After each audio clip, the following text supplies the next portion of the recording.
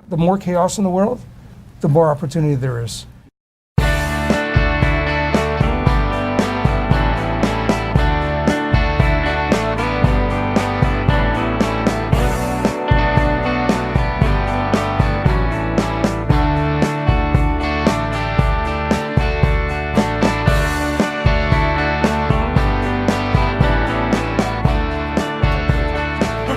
You made on the trade.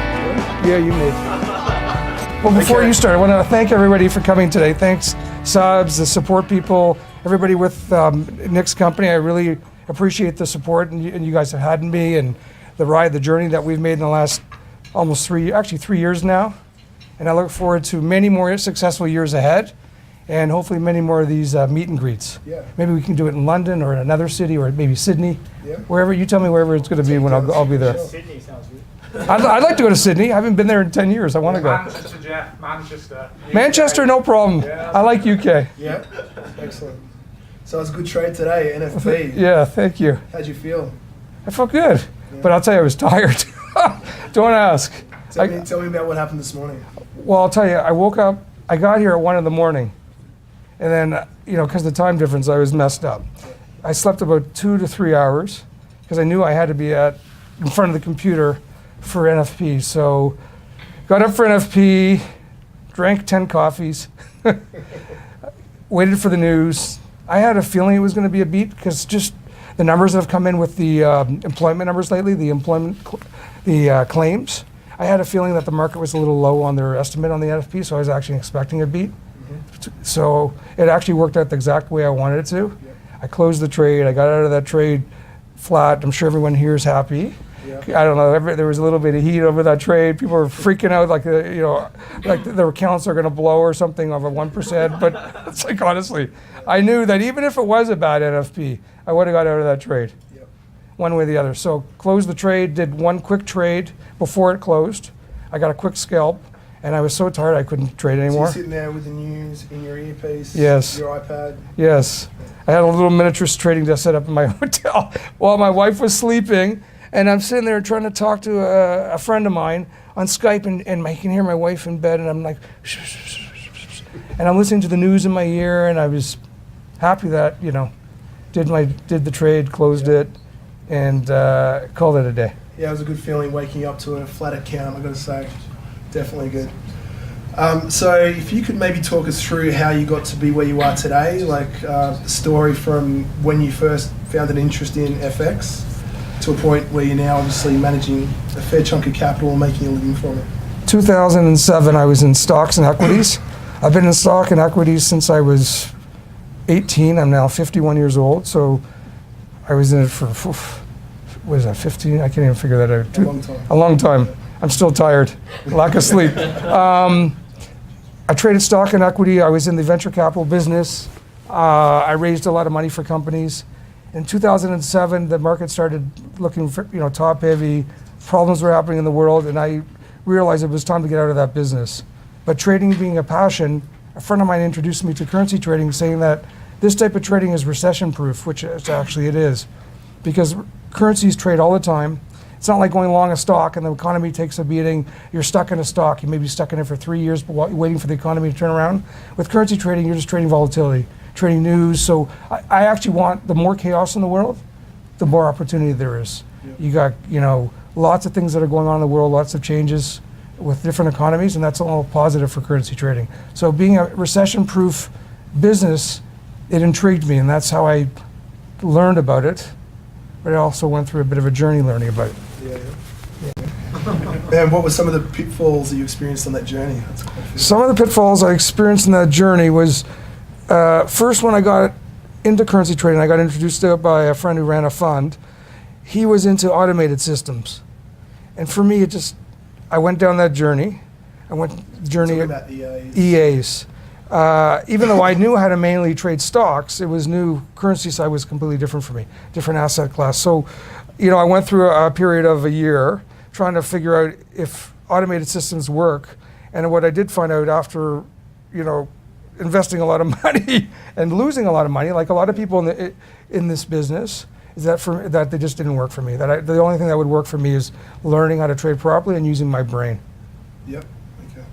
Great. And what gives you an edge on the market? Like, why do you think that you can beat the market long term? Because I think that I have the mindset and the brain that will keep up in any market conditions and evolve, and the market doesn't bother me. I don't get, it's emotionless to me. I don't get rattled by the market. To me, it's just go to my desk, do my job, leave my job, go for a run, and I'm happy. Yep. So that mindset that I never veer from is what's going to keep me going in this business till the day that I decide. Would you say your dedication to it? Because I know that. Oh, it's my life. Spending 3 days with you earlier, you live, breathe, and eat forex. It's my life. I live, breathe, and forex. Is other than my wife, my kids, and my family. Forex is the most important thing to me, other than them. Right? Forex first? No, it's wife, kids, family, forex. And for those that don't know, I'm wondering if you can briefly explain your strategy and why you use different lot sizing at different points in time, and why you don't let trades run. The guy asked me earlier today, Yeah. why not let a trade run for 200 pips? Because often your direction in the market is it's normally correct. Correct. And the pair runs a long way, but you end up pulling out for 10 pips. Okay, first of all, because I'm a scalper, I'll give you an example. Say the market in a day moves 100 pips. For me to catch that move, I'd have to be at the top to the bottom, make 100 pips.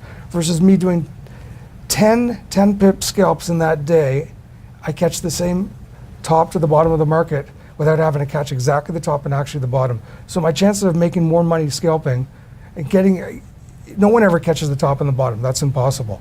So yes, 99% of my trades run into more profit, but I'm on to my next trade. I'm looking for a new setup. I'm flat. I don't have the risk anymore of the market because, as you know, the market's always changing. So I could be in a trade that looks like it's going to go in more profit. Something can come on the newswire that could change that. So my mindset is like get in, get out, and look for a new trade. Yeah, right. And why do you use different lot sizing? I use a different lot size for risk control. When I trade, the most important part of trading is managing risk. You know, I'm trading low leverage. So if I ever get into a trade that I feel goes the wrong way against me at a certain time, I know that I have a lot of room to still manage my risk, keep my accounts safe, and at the same time get out of that trade profitable or break even. But during that period, because I'm using low leverage and I'm managing risk properly, I'm going to survive tomorrow. Why most people fail in forex is because they over leverage their accounts. I want to get back to where you started and how you became the trader that you are today, because obviously spending a few days with you earlier, you have a close relationship with your mentor who you speak with 5 hours a day. Correct. You guys are like trading partners, you're constantly bouncing each other. How much of that do you attribute to your success now? Like, if you didn't have him, would you be here today? No, I had the right mindset. But this guy had 35 years of experience of trading for one of the largest funds, I won't mention this in this video, in the US, one of the most successful funds out of New York. And we met, and he realized that I had the right mindset, and he took me on as a partner slash protege, and gave me the tools that I need today to be a successful trader. And that partnership with me and my mentor exists and will continue because we have common interests together. We do manage money together. So we talk, you know, trading is very lonely. Trading in front of a screen for 8 to 10 hours a day, listening to a newswire, a news feed, listening to CNBC, listening to my other live news feeds. It gets lonely. So it's nice to have somebody that you can trade with, talk to, bounce ideas off of. I mean, it's the same even for him because he's been trading 35 years, but he enjoys our friendship and how we can talk about trades, talk about trade setups. Many times I don't take the same trades as him, but you know, we do have the same style of trading. Yep. And I attribute my success to him. I've noticed that. Now, we both know you don't accept a loss very often, but there's going to be a point in time, and we all know it, where you're going to be wrong on the direction of the euro dollar or whatever. And Right. You're going to be wrong significantly. How are you going to get out of that? Okay, well, first of all, it's been 3 years. 3 years. there's been no trade over a period of time that's actually been wrong. If you know, even that when I went into my 13% drawdown over the CAD, no, it ended up that the CAD went, I think it was, I got to think it back then, 107, I think, or 108. The CAD ended up going up. Raising my heart. Right, right, Time. right. But at the end of the day, my direction was right because I look at it long term. I look at the euro right now for the next year and a half when I'm trading. If you notice, I'm trading short the euro right now. There's a reason.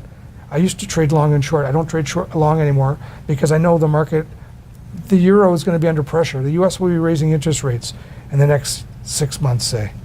So as they raise, and Europe is still not raising, they're going through a period of quantitative easing, which is stimulus, which was what the US went through 3 years ago. So they're still 3 years behind. So just based on interest rate differential, the euros are going to be weak for the next couple of years.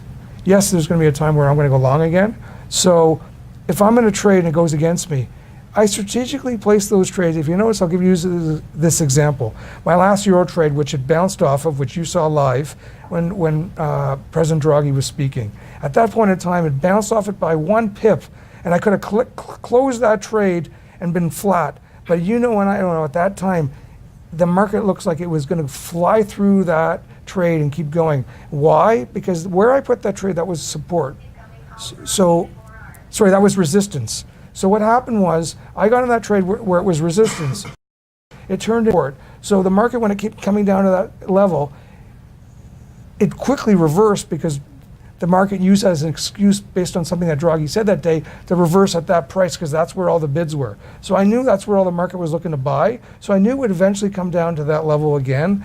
But those areas are so critical that even today, on non-farm payroll, it came down there. It kissed my entry price. It reversed 20, 30 pips. Then it came obviously down there. And then when it came through there, it went through and down there through a vengeance. I was half asleep at that time. I was not watching the charts, but I looked back and looked at them, and I saw it went down to like 20 or 30 pips lower because that area had so much support. So on areas that I'm wrong, they usually come back. It's sort of like it's an elastic band where it goes one way and has to come back another way because currencies just can't keep going. So usually those areas come back. If I am wrong where it's not going to come back all the way and I get to that point, my trick is you add strategically a second trade and you look to go back halfway between the two. But lately I haven't had to do that because I always felt that the band, that the elastic that stretches and goes to one side will come back eventually to the middle, which is where I was. It may not go below it, which sometimes it does. Once it hits it, it goes through it. But so I haven't had in a long time to use that strategy. But when I'm wrong, and I know I'm wrong, I'm going to add a second trade, and I know that where I add that second trade, it's going to go back to the middle. So I know for sure I'm going to see that middle point. That's going to be the middle of the elastic band. There's a new middle. It's going to raise higher. Okay, because last year and the year before, if you got into a drawdown, the way that you would get out of it would be to hedge. Like the Canadian dollar trade that we're talking about. Correct. You were actually wrong on the original entry. You Correct. ended up hedging it and flipping it around and going long. So that's kind of... Yes.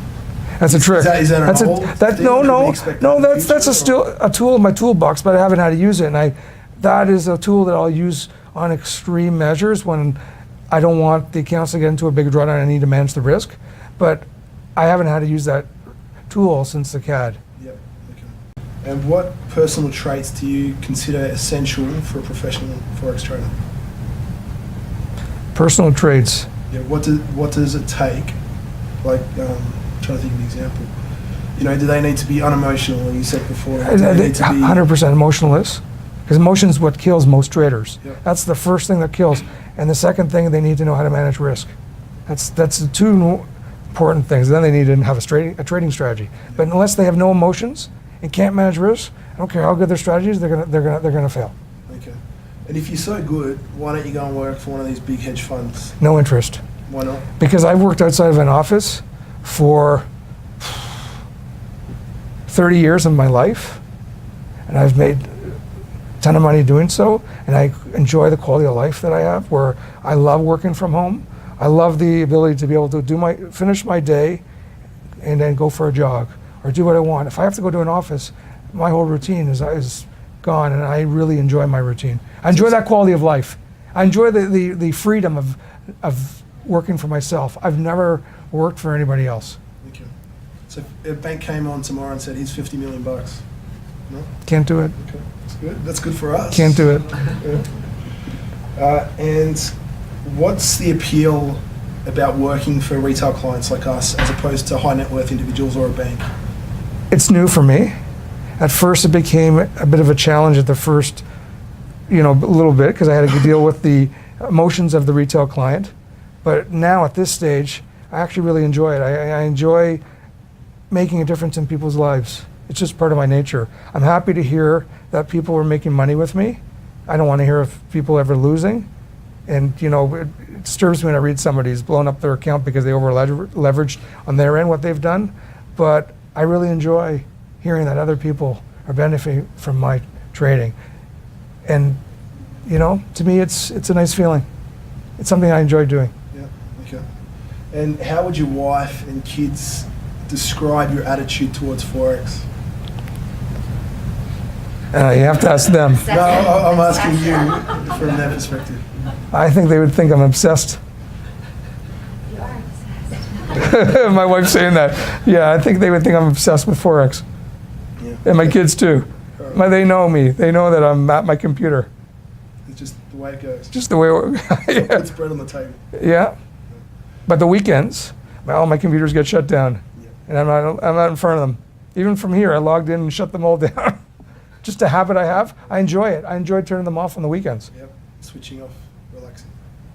And one final question, what's the end goal? So we've been doing this for a couple of years now, getting to a point where people are starting to make good money, we've got a nice client base. Yeah. Where are we going to be, assuming the performance continues? 5 years from now? I don't know. I mean, the more the merrier. It makes no difference to me in terms of having more clients, more investors, more. The end goal is I'm hoping that I can give some positive light into the forex industry that's been so badly tainted over the years with scammers, on the internet, people that sell dreams to people that are not realistic. And I'm happy to be one of those 5% that can share the dream with people around the world. So the goal is I hope it keeps growing. I'm here to stay. So you're not thinking of retiring? Once you get to a certain net worth, let's say you're worth 50 million bucks. No, I enjoy it. I enjoy waking up every day and trading. So you get excited when you come to Yeah, I love it. Okay, great. So I'd like to open it up to anyone else here that has any questions. That's Jeff, before we wrap it up. I should have planted some questions in there. Yeah, Go on, thanks. Jared. Thanks. In the hot seat. Can you share your biggest mistake and what lessons you learned from it? The biggest mistake I can think of was probably Trusting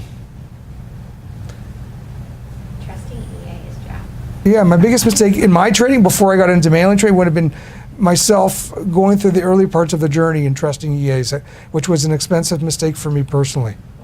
Okay. You mean mistake? My own trading? Yeah. Probably looking back in the last 3 years would have been the CAD trades. Really? That's my biggest mistake. That was not. That's why you don't trade CAD anymore. Well, I'm from Canada. I love the currency. I know everything about the economy, but I don't trade as often anymore. If I see an opportunity that I feel is really there, I'll trade it. Did you have a couple more, Jared? Oh yes. Second one is, how do you identify or pick your trading levels? I pick my trading levels using support and resistance. Okay. I don't use, there's nothing complicated on my charts. I could trade off my iPad without my, setup that I have on my trading computer and still trade the same. So it's mainly support and resistance, looking at price action and news flow. I'm very, when I trade, if I don't have access to news, I can't trade. So that's one of my key aspects of my trading is trading with the ability to use the news in my advantage. Just want to add on that. What sort of time frame would you look at the most? I look at the 5-minute, 15-minute, 1 hour, 4 hour charts. 5 minutes, 15 minutes, and 4 hours.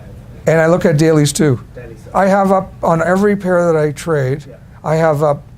I have per pair 2 screens. Okay, wow. So I have 2 levels. Yeah. So the lower levels are 5 and 15s. Yeah. The upper levels are 1 hours and 4 hours, and I have the dailies behind the 4 hours. So I have 5 charts per pair every pair I trade, and I always look at those 5.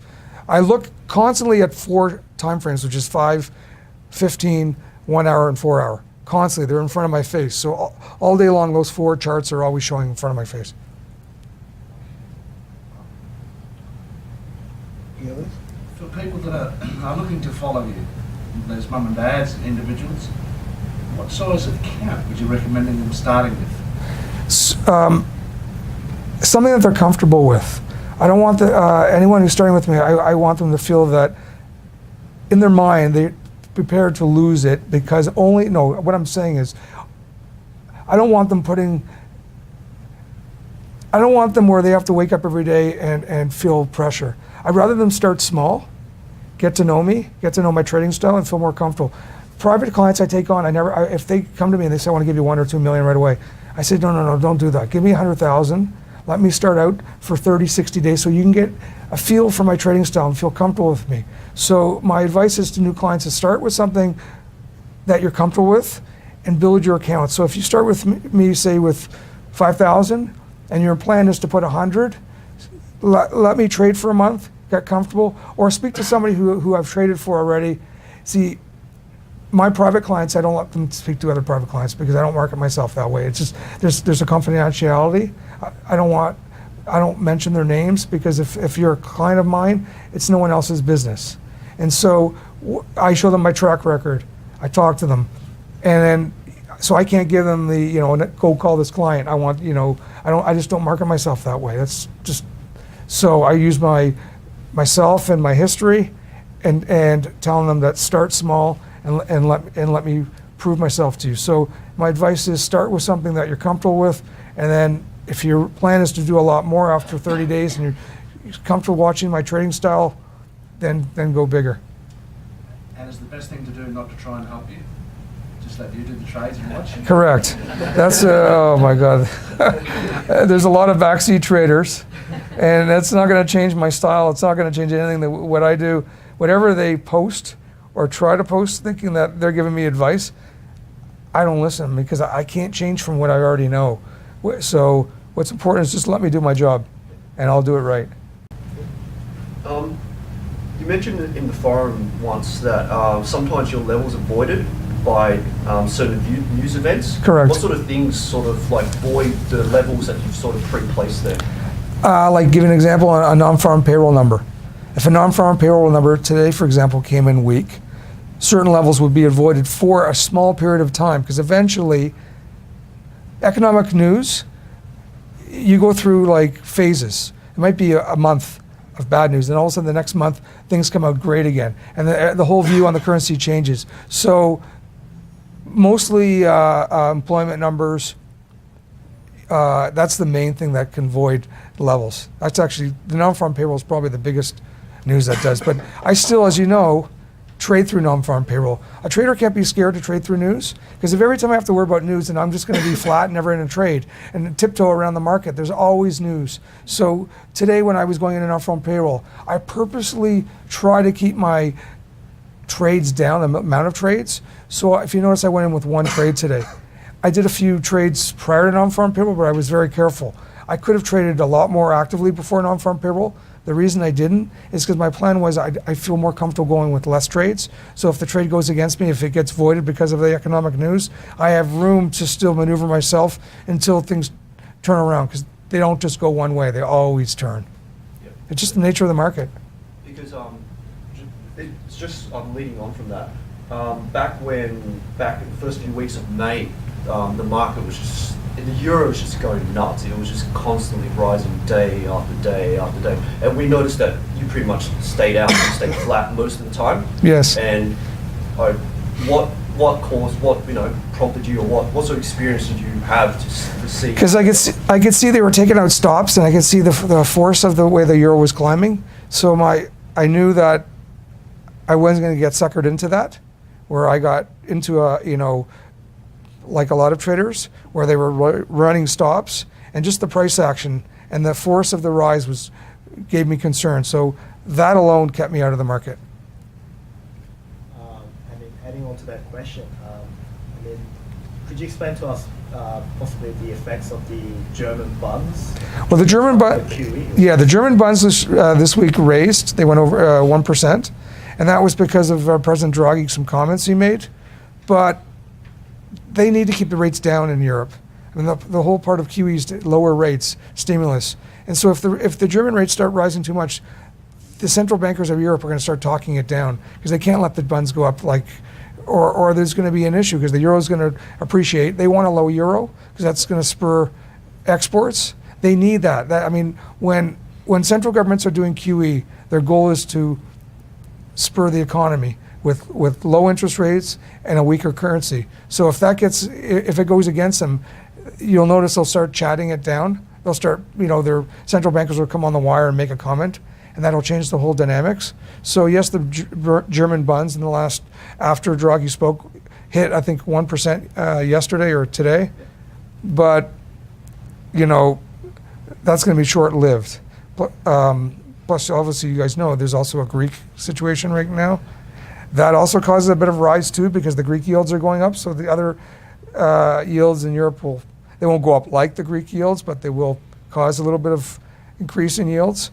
So and I've mentioned in the last few weeks in the forum that my lot size is being reduced because of the Greek overhang. We still don't have a resolution. I actually thought it was going to get resolved on Friday, and so did the market. But right now, Greek made a deal with the IMF to defer their June payments in one lump sum. So they got off Friday from not having to make that small payment, but they got a lot more payments due this month. And there's actually some Treasury, I think there's some T-bill redemptions too, not just the IMF. So there's a lot of stuff that they have to pay this month of June.